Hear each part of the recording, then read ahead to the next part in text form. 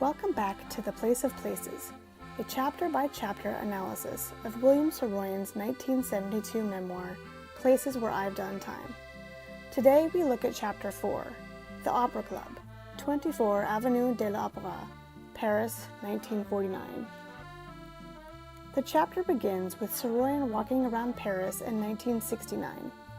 Leaving his apartment on the 5th floor of 74 Rue Taitbout, he visits Place d'Estienne d'Orval and Trinité Church, where a hearse sat, either ready to be used or unloaded.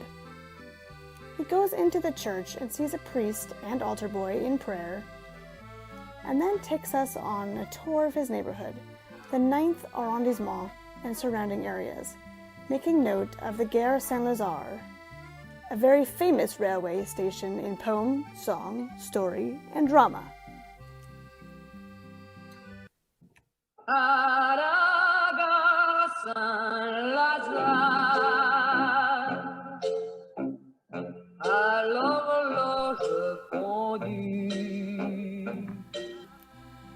This station was a painting subject for Manet, Monet, and others. Émile Zola included it in his 1890 novel La Bêche Humaine. Hemingway included it in The Sun Also Rises in 1926. Guillaume Apollinaire writes of it in his poem Zone in 1913. Saroyan moved to Paris in 1958, in part to avoid income taxes, though he moved between France and America often. In the late 60s, he bought his house in Fresno and alternated living in Fresno and Paris. The 9th arrondissement is also known as the Opera District because it is home to the Paris Opera, or Opera Garnier. Redeveloped for upper-class Parisians in the late 1800s, the district was a magnet for artists and high-end retail shoppers.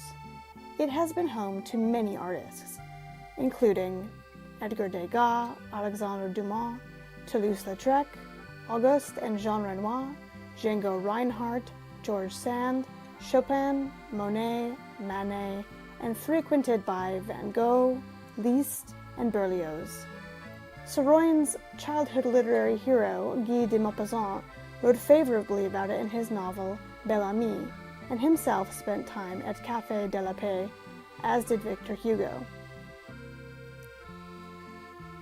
The Folies Bergère, a cabaret music hall in the district, was the bar famously painted by Manet. In short, it was certainly the type of place that a writer might end up, even if the district had lost much of its artistic luster by the 1960s. The neighborhood had become a working-class one by the time Saroyan moved there, but Saroyan's larger-than-life presence had a joie de vivre that fit perfectly here. William recalls a police officer directing him to the Opera Club in 1949, a private casino that he would return to on subsequent visits to Paris.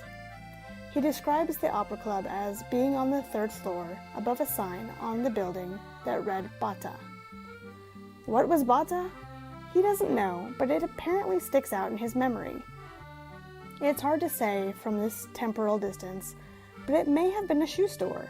There was a Czechoslovakian shoemaker who had built a multinational corporation with ties to the Nazis in occupied Czechoslovakia. After World War II, the company began rebuilding in Western countries. Maybe this was the same Bata. At the Opera Club, he lost money at baccarat. As we touched on in the analysis of Chapter 1, Saroyan had a gambling addiction that took shape in many different forms. He wrote extensively about this part of his personality in Here Comes, There Goes, You Know Who. Saroyan mentions 2 important journeys to Paris before he moved there, and they are mentioned in this chapter. The first was in 1935, when he was touring Europe after his story collection, The Daring Young Man on the Flying Trapeze, had found success. Most of his tales from that trip focus on visiting Soviet Russia. That experience shows up later in Places Where I've Done Time, when he visits Moscow. But in Paris, he spent time at the Café de la Paix, which was established in 1862 and declared a French historic site in 1975. He remarks that it was populated with the same people in 1969 as in 1935, bohemian artists and other independent types. The second significant journey was this gambling episode in 1949.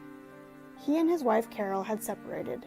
He had just learned that her ancestry was Jewish, and he felt she had lied to him by withholding that information. It was a particularly low point for him, and he mostly spent his time in Paris losing money. In Portugal, Spain, and Italy, he also gambled, finding it hard to write as he thought about his estranged family in New York. In Letters from 74 Rue Taitbout, published in 1969, he writes, "I was 41 years old at the time, and in a bad way, having just left my wife, small son, and smaller daughter, for reasons that were grave enough to make my leaving imperative. I was in a state of spiritual shock. I missed something. I could say it was my wife, my son, and my daughter, but I'm afraid it was something else. I missed the truth." In Paris, he had stayed at the Scribe Hotel, or Le Scribe, because the name means to write, and he felt his best chance of getting myself back together again was to write. In 1935, he had gone into the hotel to look at it, and in 1945, he spent time there because it was a popular hangout for foreign correspondents, photographers, and writers. He gambled with them too, playing poker. In 1949, he had wanted to write a novel, but came away with the short story, The Assyrian, which became the title story for his collection, The Assyrian and Other Stories, published in 1950. On this trip in 1949, he met up with his cousin, Chesley Saroyan, the son of Uncle Aram. Chesley and his wife were living in Paris at the time. He was 13 years Saroyan's junior, and like another cousin, Archie Manassian, considered William a mentor.